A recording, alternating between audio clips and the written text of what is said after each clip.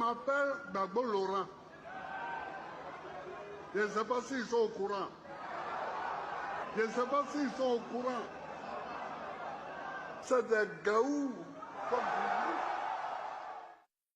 Est-ce que l'opposition, au-delà des meetings, peut aujourd'hui décider de marcher et que le pouvoir va l'accepter? Alors, les manifestations, que ce soit les meetings ou les marches, sont encadrées par la loi. Tant qu'ils sont conformes à la loi, il n'y a aucun problème. Mais ce qu'on n'acceptera pas, c'est la chienlit et l'anarchie, telle qu'ils laissent entrevoir. Ça ne marchera pas. C'est quoi la chienlit? Il n'en a pas la capacité. La chienlit, selon vous, c'est quoi? Mais la chienlit, c'est de dire on va aller dans la rue se bagarrer, etc. Mais face à qui? Et ça, je trouve irresponsable venant de quelqu'un qui a géré un pays. Dans le contexte actuel, on n'invite pas les jeunes à aller dans la rue pour aller se battre, etc. Pourquoi? Pour des questions d'ego personnel. Parce qu'en définitive, quand vous écoutez tout son discours, tout tourne autour de lui, son honneur. Il n'y a rien pour le pays. Il n'y a rien pour ces jeunes. Je dis et je le répète, il n'en a pas la capacité. Je dis et je le répète, les Ivoiriens sont passés à autre chose. Monsieur Mamadou Touré, mais à un moment donné, il faut arrêter certaines choses. Tu vas dire les gros mots, tu vas parler gros français dans les oreilles des Ivoiriens. Mais c'est vous faites peur, pourquoi même? Parce que ça, il ne faut pas penser que tu nous fais peur. Non. La chienlit, ça veut dire quoi? La question d'Herman Bois, là, elle est toute simple. Et dans ton introduction, je pense que tu as répondu. La loi encadre des manifestations, des meetings et des marches. Tu l'as répondu et ça suffit. Qui fait la chienlit? Gbagbo Laurent qui est à l'opposition. Si pour une décision de justice, il pense que c'est une injustice et que il demande à ses partisans de sortir pour marcher contre cette injustice, est-ce que vous, le gouvernement, vous pouvez l'accepter? Et tu parles de chienlit, tu parles de se battre. Mais palabre, ça se fait à deux. Une seule personne ne fait pas palabre. Mais si demain, les militants du PPACI, les militants de Gbagbo Laurent sont dans les rues et que vous les encadrez et que vous ne voulez pas vous battre avec eux, est-ce qu'il aura palabre? Est-ce qu'il aura la chienlit? C'est vous qui avez des armes, c'est vous qui avez tout. Donc c'est demain, le fait que les militants du PPACI, les militants de l'opposition, pour une décision de justice que vous avez prise, que eux ils trouvent injuste et ils veulent marcher pour ça, pour se faire attendre. Si vous trouvez ça injuste que vous venez dans les rues, c'est vous qui allez faire la chienlit. Et je pense que c'est ce que tu es en train de dire sur le plateau, ce que vous allez faire. Donc tu le dis pour que les gens aient peur. C'est tout. Mais Herman Bois t'a demandé là, il dit, mais se battre contre qui? Faire la bagarre contre qui? Parce que ça se fait à deux. Tu n'as même pas répondu à ça. Tu n'as pas répondu à ça. Gbagbo Laurent n'a pas dit je vais faire la bagarre. Il dit si ils me cherchent la bagarre, ils trouveront la bagarre. Parce que même le fait de marcher, c'est une lutte. C'est se battre. Le fait d'être dans la rue et marcher, c'est mener une lutte pour obtenir quelque chose. Est-ce que tu comprends? En politique, et tu n'es pas un enfant, pourquoi on te l'apprenne? L'histoire de la vie politique partout, des gens, ils ont lutté. En Afrique, partout. On mène une lutte pour obtenir quelque chose. Là où on trouve une injustice, pour se lever. Depuis des années, l'opposition crie pour un changement. Parce que cette opposition estime que ce que vous faites, les décisions que vous prenez sont injustes. Aujourd'hui, tout le monde est en train de dire que vous avez exclu des candidats qui pouvaient vraiment tenir tête à votre candidat, à votre parti. Vous les avez tous exclus. Donc, demain, les Ivoiriens qui se retrouvent dans ces candidats-là peuvent prendre les rues pour dire non. On veut une élection inclusive, on veut que tout le monde soit candidat, il peut marcher. Là où hier, au lieu de marcher, les gens avaient pris des armes pour demander que tout le monde soit candidat en Côte d'Ivoire ici. Et vous l'avez supporté. Ici, on parle de faire marche. Ce n'est pas de prendre des armes comme vous l'avez fait hier pour que quelqu'un soit candidat. Donc quand tu parles de chienlit, quand tu parles de palabres, ces gens-là, ils viennent, ils se battent contre qui? C'est la question qu'on t'a posée, il faut répondre. Parce que pour nous, même la vie de Gbagbo Laurent, tu es assis là, tu es un Ivoirien, tu connais Gbagbo Laurent depuis qu'il fait la politique devant Houphouët-Boigny et tout ça, il s'est toujours battu, il a toujours marché. Quand il n'est pas content, il marche. C'est ça qu'il appelle le combat. Vous êtes là où chantez, j'attends si c'est Bagogo là-bas. Gbagbo Laurent et Tidiane Thiam disent qu'ils veulent faire coup d'État. Ils ont dit qu'ils vont faire coup d'État. Mais c'est vous qui êtes les gouvernants. Quelqu'un a dit qu'il va faire coup d'État. Vous avez les preuves, vous le laissez en vie. Quelqu'un veut faire coup d'État et vous ne l'attrapez pas.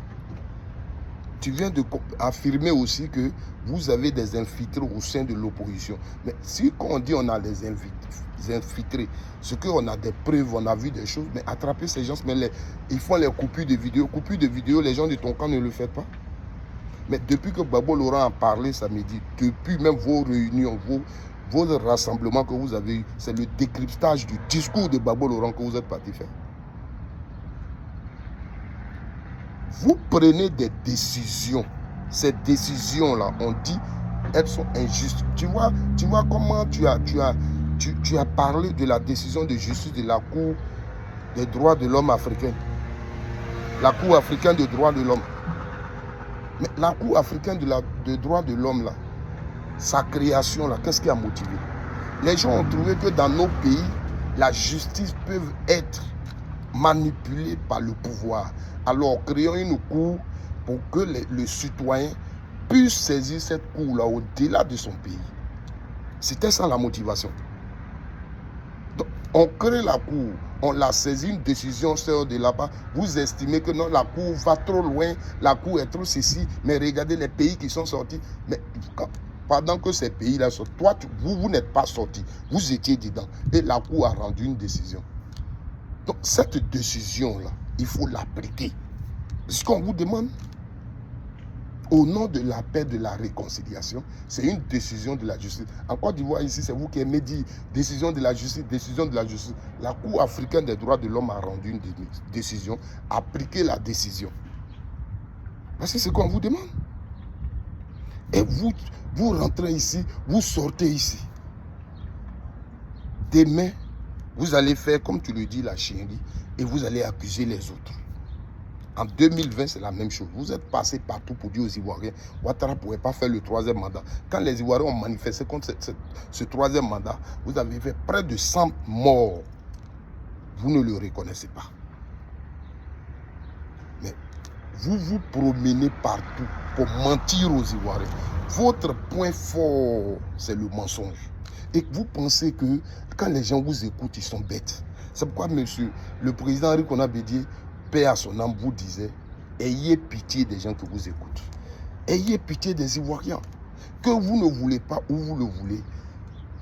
Tidiane Thiam, derrière lui en Côte d'Ivoire, il y a des Ivoiriens qui soutiennent sa position.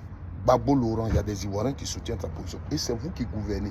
Tous ces Ivoiriens-là, vous êtes responsables de leur sécurité. Donc quand eux, ils parlent, c'est à vous qu'ils parlent.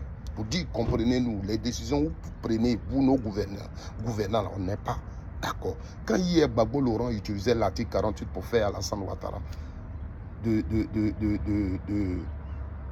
un candidat, c'est pas pour sa beauté. Mais il savait que derrière Alassane, il y avait toi, Mamadou Touré. Malgré qu'on dise que la Constitution ne lui permettait pas, toi, tu n'étais pas d'accord avec cette décision de la Constitution. Donc c'est à toi qu'on a pensé. Et on a fait de lui candidat. Est-ce que vous comprenez? Donc, pensez à tout ça. Quand vous venez un peu le droit dit, tu es parti sur un plateau, tu as envoyé des documents pour les discussions entre vous et les partis politiques. Tu as dit, mais tu n'as même pas donné. C'est-à-dire, tu n'as pas lu les différentes décisions que vous aviez prises. Tu vas venir dire, entre nous, on se parle, Madame Gbagbo parle avec tu. Tantôt, on t'a posé une question. Quelle a été la dernière fois que Gbagbo et Alassane Ouattara ont communiqué? Comme tu as dit qu'ils se parlent, tu n'as pas répondu à cette question-là. Blé Goudé, on se parle. Tel, on se parle. Mais vous parlez, vous êtes des Ivoiriens, vous pouvez vous parler. Mais est-ce que ce que vous vous dites engage la vie des Ivoiriens? Si ça engage la vie des Ivoiriens, quelles sont les décisions qui ont été prises pour faire avancer les choses? Il ne s'agit pas de se parler. Il ne s'agit pas de se parler. Vous vous parlez là, qu'est-ce que vous avez dit? Qu'est-ce que vous avez pris comme décision qui engage la vie des Ivoiriens pour la réconciliation, pour la paix, pour que les élections en 2025 se passent très bien? Voici ce que les Ivoiriens vous demandent. Vous vous parlez et puis quoi? Je prends mon téléphone, j'appelle qui je veux du RADP qui est mon ami. Mais nos discussions n'engagent pas nos partis politiques.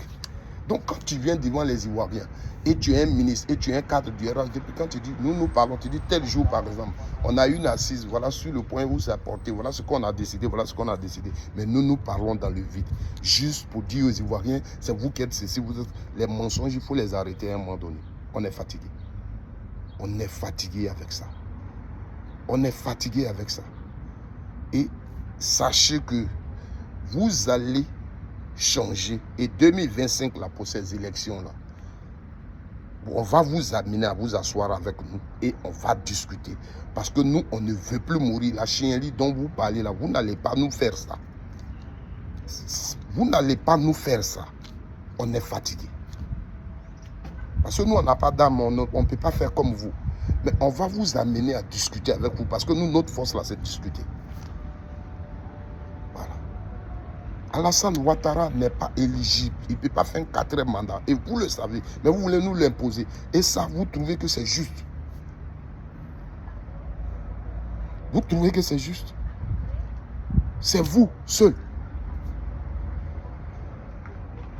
Si on dit on veut marcher, marcher là, on s'en va faire palabre. Si quelqu'un ne nous agresse pas, si quelqu'un ne vient pas nous agresser, on va faire palabre avec qui? Et tu parles de chienlit. Nous, on t'a dit on va avoir les armes, on va avoir les couteaux pour aller marcher. On dit on est dans les rues, on marche. Le PDCI-RDA avait programmé une marche aujourd'hui. Vous avez discuté, ils ont reporté la marche à samedi. Parce que vous avez peut-être évoqué le problème de c'est un jour, les gens vont au travail, ceci, cela. Donc la marche, c'est pour le samedi prochain. Les gens, ils vont prendre les rues, ils vont marcher. Ils vont dire pourquoi ils marchent. Mais c'est aussi ça un pays. C'est aussi ça la démocratie. Et tu parles de chienlit, tu parles de ceci, tu parles de cela. Vous n'avez pas fait des marches dans ce pays? À un moment donné, arrêtez. On doit des gens, on s'assoit aussi et puis on dit, oui, nous aussi, tout ce qui s'est passé, on a notre part de responsabilité. Il y a des choses qu'on a faites hier, aujourd'hui, il faut les éviter, il faut qu'on s'asseye, il faut qu'on avance. Mais vous n'acceptez jamais, vous ne dites jamais que oui, ça aussi, on peut laisser tomber. Tu parles du retour de Gbagbo Laurent. Mais Gbagbo Laurent, c'est vous qui l'avez pris pour l'envoyer à La Haye. Blé Goudé, c'est vous qui l'avez pris pour l'envoyer à La Haye. En quoi vous avez son retour fait partie des choses que vous avez facilitées? Est-ce que quelqu'un que vous avez envoyé en prison, il a été libéré, là, il allait rester là-bas? Gbagbo, là, est-ce qu'à prison, là, vous êtes parti dire c'est bon, le procès s'arrête, au nom de la réconciliation, on prend Gbagbo Laurent, on l'envoie. Même quand il a été libéré, avion, vous avez pris pour aller le déposer en prison, là. Vous n'avez même pas été fouchu de prendre l'avion pour aller le chercher. Il a fallu qu'il fasse des démarches pour que lui puisse rentrer ici. Mais quand vous parlez des actes de réconciliation, vous mettez ça dedans. Arrêtez ça. Personne, c'est vous qui êtes au pouvoir. Si vous pensez que Gbagbo Laurent a dit qu'il veut faire coup d'État, que vous avez les preuves, allez l'attraper. Mais arrêtez de mentir, arrêtez de rencontrer de n'importe quoi aux Ivoiriens. Le seul problème, vous tournez autour du pot. On vous dit, les élections de 2025, là, nous les Ivoiriens, on veut que celui qui veut participer, participe. Comme en 2010, on a fait une élection spéciale. Là. Pour une fois, pour mettre tout derrière nous, on va faire aussi 2025, là, une élection spéciale. Ce qu'on a dit, que vous le voulez ou pas, Ouattara, là, c'est la constitution ivoirienne qui ne lui permettait pas d'être candidat.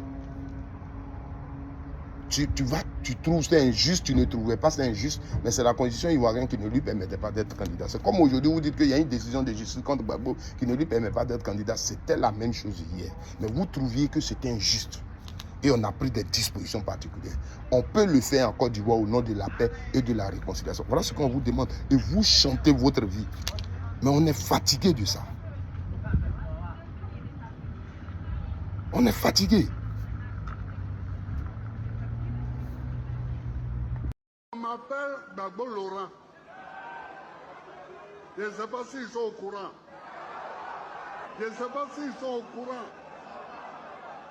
C'est des gaous comme vous.